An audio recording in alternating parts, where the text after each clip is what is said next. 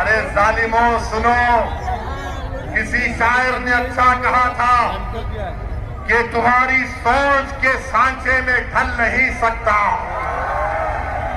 तुम्हारी सोच के सांचे में ढल नहीं सकता, जबान काट लो लहजा बदल नहीं सकता,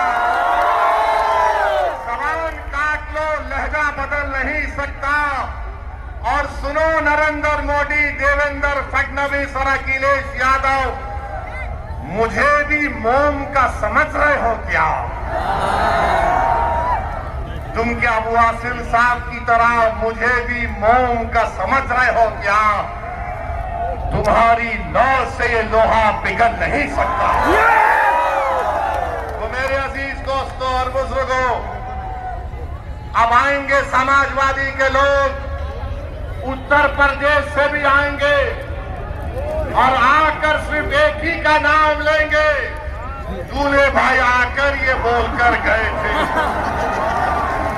तो इनको पूछो, अगर समाजवादी पार्टी की तरफ से कोई एमपी आएगा तो एमपी से पूछो, जब भारत की पार्लियामेंट में वंदे मातरम पर बहस हो रही थी तो किसने भारत की पार्लियामेंट में खड़े होकर भारत के संविधान का हवाला देकर कहा था?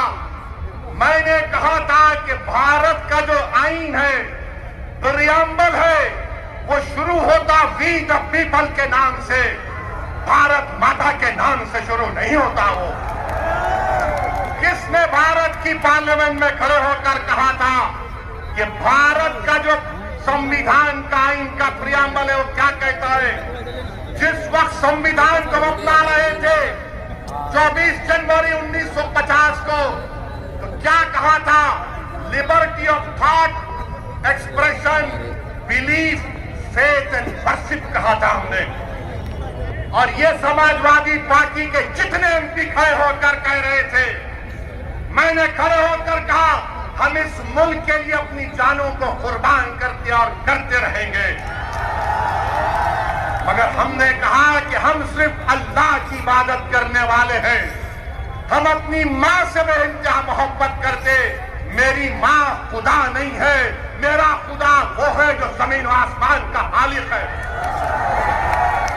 मेरी बात का यकीन मत करो, उठाकर सुन लो यूट्यूब पर जितने समाजवादी पार्टी के एमपी तकरीर किए। मैंने कहा था इय्याका नाअबुदु व इय्याका नस्तईन। तुम